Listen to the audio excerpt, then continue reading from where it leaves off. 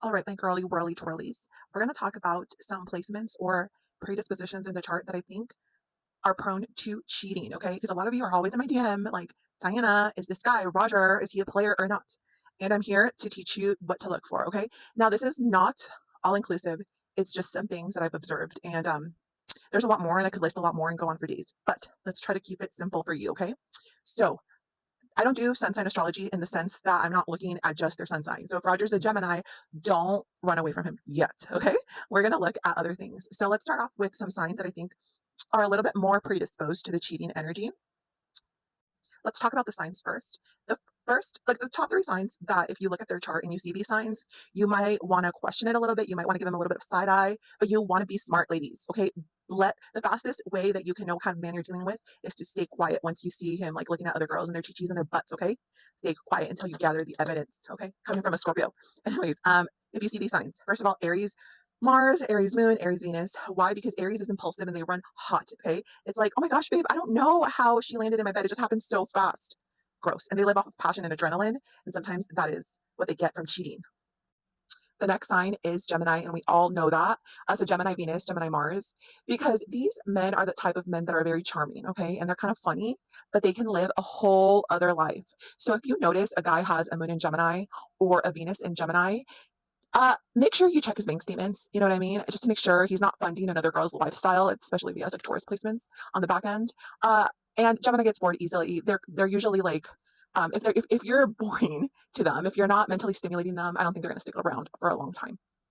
And just a reminder, this is not all Gemini sun then, because you can find yourself a funny little Gemini sun who has a lot of Cancer in their chart and they're like, oh, I want to start a family at home. And love it. Wonderful. Okay. So look at the whole chart.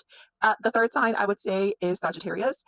Sagittarius Mars, Sagittarius Venus, just because they are all about adventures as well. It's like, they might, need their space. And while they're traveling somewhere, they're like, oh, foreign woman. And then, don't let them go to Colombia. Do not let them go to Colombia.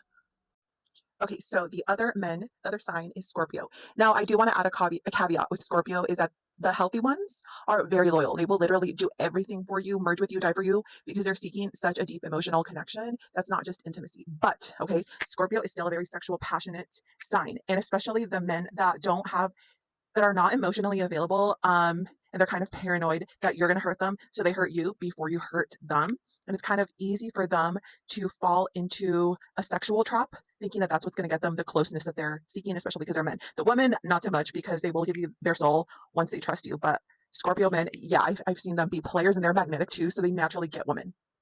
So let's talk about some aspects that might be a little bit cheater prone. Okay. The first one that comes to mind is Mars Venus conjunction, because this is someone who loves the passion, who loves the sex.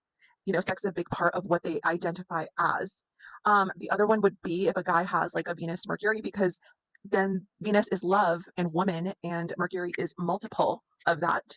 I've also noticed so I notice men with this Venus Neptune conjunction, they see women as beautiful goddesses and they can be very romantic, right? But also they idealize women. So once they end up falling for someone, since they put that person on a pedestal, later on they realize that women are also imperfect. Like we go to the bathroom, we have babies, our bodies change, things change, right? And so they could end up wanting to leave that relationship because it's kind of like an addiction, right? Like going on chasing the dragon for the next best thing, if you kind of know what I'm saying. Another one I've noticed is Venus Pluto, Venus square Pluto, and that cheating happens just because you end up attracting toxic relationships. This is a typical, like, I'm so in love with you, I can't let you go, but then you guys are cheating on each other back and forth. Like, you guys are trying to out master each other. Like, that's the type of relationship energy. And also, Venus Pluto can be about control. So sometimes with these aspects, the women that these men choose to date can be the toxic ones for sure. Like they're the ones that embody the Pluto.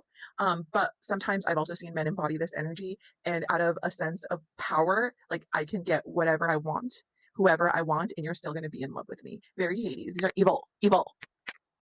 The other aspect I would say, if the ruler of your seventh house or the person's your boyfriend's seventh house is with Mercury, because again, that's like multiple marriages, multiple people that they're dating at one time. Or if it's with Pluto, again, toxicity, or if it's with Mars, again, impulsivity. Okay.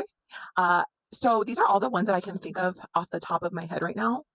but I know there's more. Also, sometimes when people have a lot of fifth house stuff, because you're chasing love and romance and flings. Because that's your dopamine source. Okay. But yeah, these are all the ones I'm thinking of right now. If you have more, there is more, drop them below. And if you want me to look at your relationship charts, my website is one with the number one, loveastrology.com. Okay. Bye, guys. Have a fun Friday.